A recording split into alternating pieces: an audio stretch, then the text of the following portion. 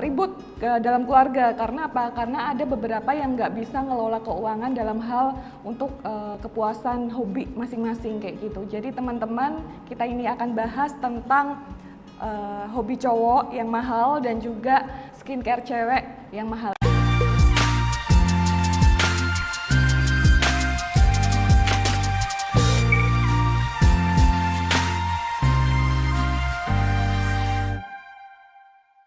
Halo teman-teman Bisnis Hack, balik lagi bersama saya Deborah Priamita, perencana keuangan. Pada kali ini saya akan bahas tentang kenapa sih hobi cowok mahal dan mahalnya skincare cewek. Jadi kita tahu ya, masing-masing kan punya yang namanya hobi, punya yang namanya kesenangan. Kalau cowok kan biasanya hobinya macam-macam ya, ada olahraga, ada entah itu dia hobi otomotif, lalu hobi koleksi mainan, ada hobi suka yang main PS kayak gitu. Nah itu ternyata nggak murah ya buat koleksi barang-barang sebagai hobinya. Selain itu kalau buat cewek-cewek ini juga kalau masalah skincare sama perawatan diri itu juga nggak murah. Itu kenapa banyak cewek-cewek sekarang yang lebih senang kerja walaupun dia udah berkeluarga. Karena ya itu tadi, kebutuhan skincare buat cewek itu juga mahal. Jadi buat teman-teman kita harus tahu ya gimana cara ngelola ke depannya untuk hobi maupun perawatan untuk si cewek ini agar nggak ganggu keuangan. Jadi sekarang ini masih banyak teman-teman yang ribut dalam keluarga karena apa? Karena ada beberapa yang nggak bisa ngelola keuangan dalam hal untuk kepuasan hobi masing-masing kayak gitu. Jadi teman-teman, kita ini akan bahas tentang hobi cowok yang mahal dan juga skincare cewek yang mahal. Itu kenapa sih kayak gitu? Nah sekarang kita mau bahas dulu buat hobi cowok yang mahal. Kenapa sih hobi cowok mahal? Karena itu tadi, kalau yang namanya cowok kalau udah ngefans sama sesuatu tuh biasanya nggak bisa mikir ya, bukannya nggak bisa mikir, tapi kadang mereka tuh udah sukanya kualitas. Kalau cowok tuh lebih ke arah kualitas, kalau cewek tuh beda. Kalau dia yang penting bagus, walaupun murah tapi dia punya banyak. Kalau cowok nggak, dia biasanya nyari yang namanya kualitas. Nah saya punya cerita teman itu dia hobi otomotif. Kalau zaman tahun berapa ya? Antara 2008-2010 itu kalau di Jogja sendiri itu kan banyak ya, ada komunitas mobil kayak itu banyak banget. Zaman dulu ada yang namanya kontes-kontes mobil kayak gitu juga banyak dulu. Kalau sekarang nggak terlalu sih, tapi kalau masih ada pun itu menurut saya ya terlalu banyak mengeluarkan uang kayak gitu. Kenapa? Ya itu tadi, kadang kalau kayak kontes mobil, itu tuh kontes mobil bisa jadi teman-teman mengeluarkan uang lebih mahal daripada mobilnya sendiri. Dulu tuh pernah ada teman ikut kontes mobil, itu tuh kalau ganti pelak ban, terus cat mobil, terus habis itu interiornya, itu tuh habis lebih dari harga mobil itu, hampir ratusan juta. Itu yang benar-benar terjadi, dan mereka tuh ikutan kontes itu untuk yang juara itu tuh biasanya dapatnya 5 juta, 10 juta, jadi nggak make sense ya. Kalau buat cewek-cewek itu nggak make sense ya, dia ngeluarin ratusan juta tapi dia dapatnya 5-10 juta. Cuman memang ada satu kebanggaan sendiri sih kalau buat cowok. Kalau dari segi cowok ngomongnya sih ada satu kebanggaan dan seneng kayak gitu. Jadi dia lebih happy sih, kayak nunjukin ini loh aku bisa kayak gitu. Cuman kalau dalam hal nanti teman-teman masuk ke sebuah pernikahan, sebuah rumah tangga, kalau sampai nggak bisa ngatur keuangannya, nggak bisa ngelola hobinya yang semakin mahal, nah itu nanti juga bisa jadi keributan dalam rumah tangga. Ingat ya teman-teman, sebenarnya kalau di dalam rumah tangga itu bukan masalah ada pihak ketiga, tapi masalah keuangan itu juga bisa menjadi sebuah akar dari permasalahan yang berkelanjutan dalam rumah tangga, entah itu nanti ribut, cekcok kayak gitu tuh. Masalah duit itu hal utama juga. Jadi teman-teman harus bisa benar-benar ngelola keuangan. Terus sekarang tuh yang lagi in ya, itu tuh ada yang lari, hobinya lari. Terus habis itu ganti dari lari itu ke naik sepeda. Cowok-cowok tuh naik sepeda, jadi dia lebih senang. Semisal yang lagi banyak-banyaknya lari, dia beli baju-baju lari, terus habis itu sepatu lari, itu juga nggak murah, bisa jutaan juga. Jadi kadang belum lagi harus gonta-ganti kan kalau ada event atau apa buat lari bareng kayak gitu, kadang gonta-ganti itu kan juga lumayan. Terus habis itu ganti lagi naik sepeda. Harga sepeda sekarang berapa sih? Oke lah kalau ada yang harga sepeda murah semisal 1 jutaan atau 2 jutaan, tapi ini ada loh sepeda harganya 60 juta. Itu hanya untuk sepeda ya. Jadi itu kadang sepeda apa sih yang Brompton itu sampai 60 juta kayak gitu. Jadi teman-teman yang punya hobi mahal benar-benar dikelola dengan baik ya. Apakah itu ganggu nggak sih keuangan teman-teman semua? Oke sih, kadang ada yang cerita kayak gini. Mendingan kalau buat cowok, kalau punya hobi dimahalin daripada nanti aneh-aneh, ceritanya sih kayak gitu. Jadi kebanyakan cowok-cowok tuh bilang daripada ke hal-hal yang negatif, mendingan dia hobinya itu benar-benar di upgrade, jadi uangnya tuh nggak lari kemana-mana. Tapi ya itu tadi benar-benar harus dicek juga sama kondisi keuangannya. Menarik nih, ada temen biasanya kalau ditawarin untuk berinvestasi atau dia menata keuangannya untuk dana darurat, dia bilangnya duitnya nggak ada. Tapi giliran dia beli sepatu, itu tuh dia seneng banget ya, maksudnya dia hobi banget koleksi sepatu, dia seneng dan bisa ngeluarin duitnya. Dan yang bilangnya ngomong nggak ada duit, tiba-tiba kalau beli sepatu dia ada, dan dia punya 50 pasang sepatu. Dan harganya yang paling murah aja sekitar 1,5 jutaan. Bayangkan dia punya 50 sepatu. Kalau dihitung berarti kalau semisal 1 jutaan, 2 jutaan aja kalau di rata-rata, berarti dia udah habisin 100 jutaan. 100 jutaan loh buat sepatu. Bayangkan kalau uangnya itu diinvestasikan ke produk keuangan, dia udah dapat berapa tabungannya. Jadi sebenarnya kemarin ada nonton ya, kalau pernah nonton ada YouTube-nya kayak Raditya Dika, dia jual jam tangannya dia, terus dia berinvestasi, dia udah mulai melek keuangan.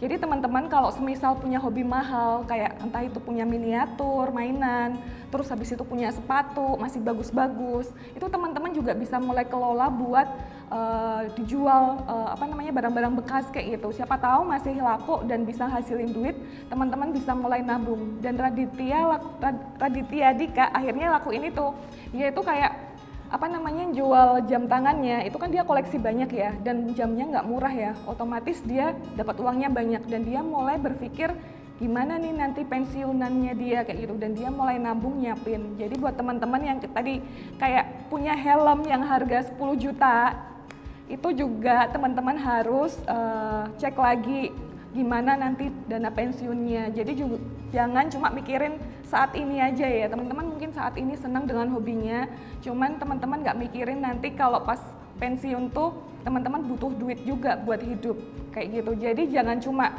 koleksinya ngendon nggak ada manfaatnya, tapi kalau semisal nanti masih pengen koleksi lagi nih, tapi teman-teman harus punya uang yang dari koleksinya itu juga bisa menghasilkan. Gimana caranya? Jangan cuma hobi tapi nggak menghasilkan. Semisal kayak tadi lari itu semisal jadi juaranya, mungkin bisa teman-teman ikut lombanya jadi menang kayak gitu, menghasilkan nggak masalah. Cuman kalau nggak menghasilkan itu tadi, kita jadinya otomatis hanya boros aja ya, nggak sesuai fungsi. Jadi lebih baik kalau pamannya punya sepatu, oke, koleksi. Semisal pengen baru ya gimana caranya yang lama-lama ini dijual buat beli yang baru kayak gitu. Jangan sampai kita ngerogoh gocek lagi ini dari hal-hal yang sifatnya itu adalah untuk kebutuhan primer, kayak entah itu biaya hidup, terus habis itu buat biaya sekolah anak, jangan sampai diambil dari situ. Karena ya rata-rata bapak-bapak yang udah nikah itu mereka baru benar-benar sadar kalau uangnya dulu itu hanya untuk hobi itu terlalu banyak, dan dia nggak nabung sama sekali, nggak ada persiapan saat dia udah berkeluarga. Dan kebutuhan bayi kan mahal juga, dia mulai pusing. Jadi teman-teman yang punya koleksi yang mahal-mahal mulai dijual boleh, kalau memang keuangannya nggak stabil, apalagi kayak COVID kayak gini ya, itu bisa jadi salah satu alternatif teman-teman semua buat dapetin income tambahan. Jadi nanti kalau semisal ada yang baru lagi boleh, nggak masalah, cuman harus benar-benar tahu gimana ngaturnya ya, harus nyeimbanginnya gimana. Itu tadi baru buat cowok. Nah sekarang kalau buat cewek nih, ada yang tahu YouTuber si Tasya ya? Itu yang dia kemarin benar-benar viral di tahun 2019. Dia itu totalan make up buat pergi aja sampai 17 juta. Nah ini benar-benar sampai saya tuh nyatet ya, dia tuh pakai make up apa aja. Jadi nggak semua cewek memang suka yang namanya make up, nggak semua cewek suka yang namanya make up. Cuman ada beberapa cewek yang suka make up itu bakalan gila-gilaan ngeluarin duitnya karena apa? Mereka suka dan mereka senang kelihatan cantik ya, memang senang ya. Dan itu benar-benar untuk satu kali apa namanya dandan dia itu bisa, saya hitungin dulu. Tuh agak 4, 5, 6, 7, 9, 10, 11, 12, 13, 14, 15, 16, 17 skincare yang dipakai dalam satu mukanya dia sekali dia dandan. Benar-benar yang mulai untuk primernya aja itu tuh udah ada 2, primernya 2, belum dia pakai foundation, terus habis itu dia itu pakai apa namanya untuk mata aja dia udah ada beberapa eyeshadow yang dipakai, terus habis itu dia pakai apa namanya blush on, itu pun dia pakai gradasi yang beda kosmetik ya, beda kosmetik. Untuk lipstiknya juga dia juga ada beberapa yang dia harus timpa-timpa ya biar dapat warna yang dia suka kayak gitu. Nah itu benar-benar kalau dipikir secara logika, kita yang mungkin gajinya UMR nonton YouTube tentang kecantikan bakalan kok bisa ya ngabisin duit segitu, padahal kita buat makan aja masih kesusahan. Cuman ya itu tadi, ada beberapa orang yang memang untuk taraf kehidupan tertentu dia mampu. Jadi jangan disamain ya teman-teman. Buat kita yang masih belum stabil keuangannya, jangan karena kepengen kayak gitu jadi ikut-ikutan. Ini yang terjadi memang gara-gara kita sering ngelihat orang. Sosial media ini benar-benar berdampak banget ya buat kehidupan keuangan kita. Jadi kita tuh kayak ngelihat yang bagus-bagusnya aja, cuman kadang kita nggak ngelihat nih kantong kita tuh cukup apa enggak buat ngikutin. Kadang cewek-cewek ini pengen tampil juga beda kayak gitu. Ada yang sekarang bulu mata tanam, ikut-ikutan pakai bulu mata tanam. Terus habis itu yang sekarang ada yang pengen mancungin hidung, juga ikut-ikutan suntik filler ya kayak gitu ikutan. Terus habis itu kan kalau dihitung kan mahal ya, pengeluaran nggak sedikit ya. Belum lagi nanti itu baru buat dandan, belum nanti yang buat malam, ada krimnya banyak banget. Itu teman-teman bayangkan itu uang berapa kayak gitu. Kadang ada yang ngomong kalau teman-teman sering nonton TikTok yang sekarang lagi rame nih, si cowok itu bikin TikTok sampai gajinya dia UMR. Kalau semisal 500.000 aja cukup nggak buat skincare kamu? Kan maksudnya terlalu ini banget ya, bener-bener cowok tuh juga sekarang jadi kepikiran ya kalau cewek dandan itu tuh ternyata nggak murah. Cuman ya sekarang memang juga banyak cewek yang bekerja buat menuhin kebutuhannya dia sendiri, jadi nggak jadi beban buat si cowok. Itu lebih baik sih, maksudnya dia nggak akan mengganggu keuangan rumah tangga yang diberikan suami itu buat skincare-nya dia. Ya tapi kita juga harus bisa budgetin, jangan sampai ngeluarin yang memang bukan sesuai dengan kantong kita ya. Maksudnya nggak sesuai itu ya, kayak gaji 4 juta kamu beli bedak channel seharga 800.000. Menurut saya sih itu terlalu berlebihan ya. Kalau semisal teman-teman punya gaji sekitar 4 juta ya, teman-teman pasti harus tahu untuk skincare budgetnya berapa kayak gitu. Memang bisa untuk dipakai bulanan atau mungkin tahunan, cuman ya benar-benar kalau kita hitung secara bulanan rata kayak gitu, tetap teman-teman itu terlalu over budget. Kalau semisal gaji 4 juta beli bedak channel seharga 800 ribuan kayak gitu. Sorry ya tadi yang Tasya tadi dia pakai make up ya yang harga sampai 17 juta. Kalau skincare dia beda lagi, itu ada sendiri yang buat malam, perawatannya dia juga udah beda dari make upnya tadi. Jadi make upnya tadi aja 17 juta, skincare belum yang lain. Perawatan untuk tubuhnya itu berapa, teman-teman juga bisa hitung sendiri. Jadi kita teman-teman yang masih gaji UMR, kita harus benar-benar sadar kalau kita tuh nggak bisa ya, maksudnya ngikutin gitu aja. Jadi kita juga masih banyak kok sebenarnya alternatif untuk dapat make up yang sebenarnya lebih bagus juga buat kulit kita. tapi juga kelihatan oke gitu loh, walaupun nggak mahal. Itu tergantung kitanya bisa gimana caranya match buat diri kita sendiri kayak gitu kan. Terus tips dari saya untuk yang punya hobi mahal tadi dan juga untuk teman-teman yang skincare atau perawatannya mahal tadi, kita bisa ngatur keuangannya itu dengan baik. Gimana caranya? Yang pertama, kita bisa cara substitusi. Jadi teman-teman kalau semisal suka barang-barang mahal, branded kayak tas, sepatu, terus habis itu jam tangan, itu harganya mahal, teman-teman harus ngirit di hal-hal yang teman-teman bisa lakuin, semisal kayak apa? Kayak makan. Jadi pernah punya teman di perbankan, kalau cowok-cowok di perbankan itu sama ya kayak cewek ya, mereka suka bergaya, maksudnya dia suka kalau pakai baju tuh kalau warnanya biru, biru semua, kalau merah, merah semua, itu lengkap sama tas dan juga sepatunya itu semuanya harus senada, itu ada. Tapi masalah makan, dia bakalan yang namanya ngirit, dia tuh sampai bawa nasi telur ke kantor setiap hari. Kenapa? Ya itu tadi, karena dia pengen punya barang-barang branded, tapi dia harus bisa substitusi di mana pengeluaran uangnya itu nggak berlebihan, yaitu di mana ya dimakan. Jadi teman-teman bisa alihin kayak gitu. Jadi semisal teman-teman pengen bergaya juga punya semisal handphone itu mahal kayak itu, ya udah teman-teman berarti bisa jadi tempat tinggal atau kosnya cari yang lebih murah, semisal anak kosan. Nah itu benar-benar teman-teman bisa namanya substitusi.